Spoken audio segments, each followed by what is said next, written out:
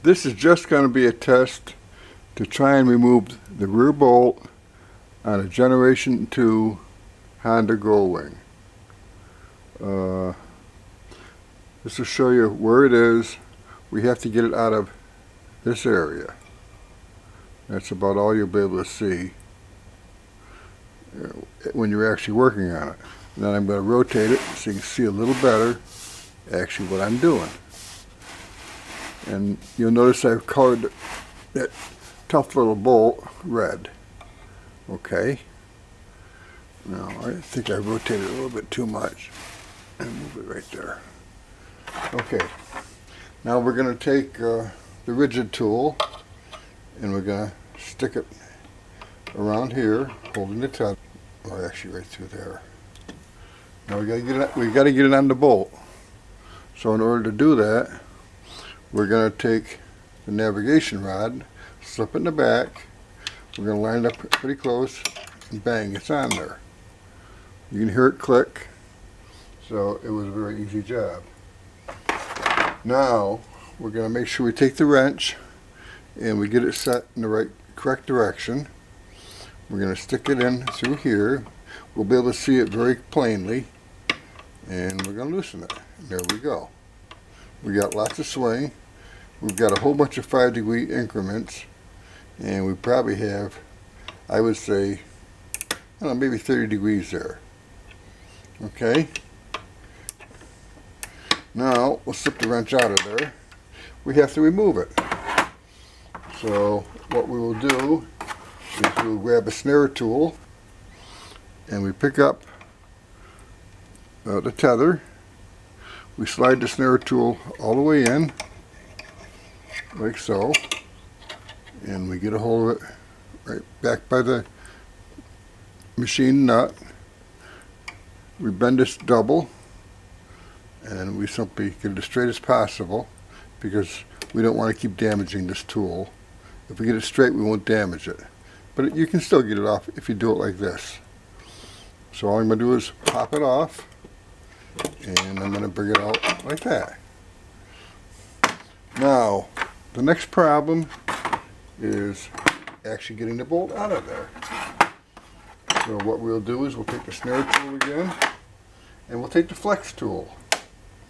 Now here's the flex tool, and the flex tool is made out of a surgical tubing, and it's got a inside core, and the inside core is something special I came up with. I won't mention, it's proprietary, so I won't mention what it is. But it allows me to go in there without damaging anything, yet I still have enough room for torque. So we'll take the flex tool and we'll feed it in like so. And if we get it near there, it will take a minute or two, but it's going to actually jump on there. And you'll hear it there, it jumped. When it wants to jump, it will jump. And believe me, you'll know it. Now we're just going to rotate it to get it out. And we're going to rotate it until we see a couple threads. Okay. Now we take our bolt grabber tool, and this is what the bolt grabber tool looks like. And I'm going to wake it up as it's sleeping. You have to wake it up every time you go to use it. I'm going to slip it under the brake lines, over the bolt, give it a slight pull backwards. Now the tool is go to sleep again, which means it's going to grab, and it's grabbed. So we're going to continue loosening it, and I'm going to put a little pressure back on it. It's loose, and it's out. And that's all there is to it to get it out. Now, After we get the alternator out and we put it back in again, we're going to want to reinstall the bolt. Make a slight correction. So you can see I can just push it in like that if I have to. Okay, I'm going to go in from the back. I'm going to give it a push. I'm going to wind it up. You can see it's lined up.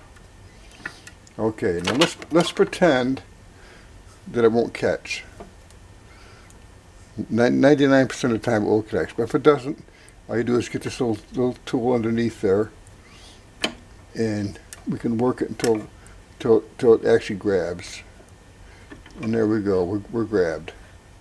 We're going to screw it in as far as it will go, and when it won't go anymore, we're going to get this tool off here, and that's always the hardest part.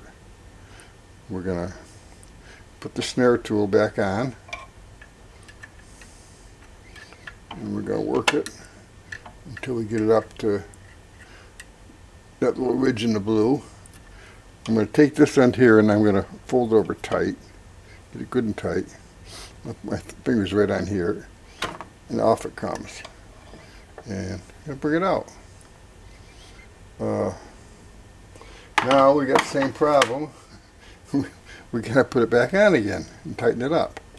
So we put our original main tool in, the rigid tool. I really can't stick my hand in there.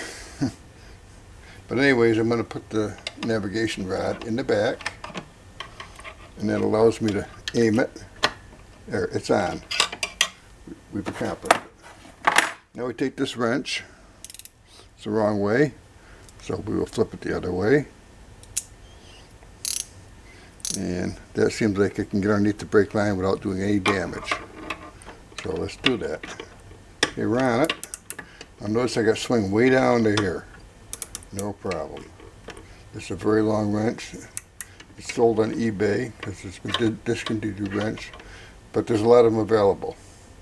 And we want to be very careful we don't over torque it. But it's on. And once again, now that I'm not too nervous, as I was at the beginning of the video, I'm going to take and put this snare tool back on. I want to get it so it's back by this nut but still over the snare. Now also, as I said before, if I have it on an angle like that, too much of an angle, it could crack this, but I very rarely do that. But I can see when I'm looking through here about when it's straight. And all I do is give it a pop. It's out. And if it ever doesn't want to come out, don't go yanking and doing crazy things like that, because you don't need to. If you just go slow, you'll work your way out of it. And guess what? We're done.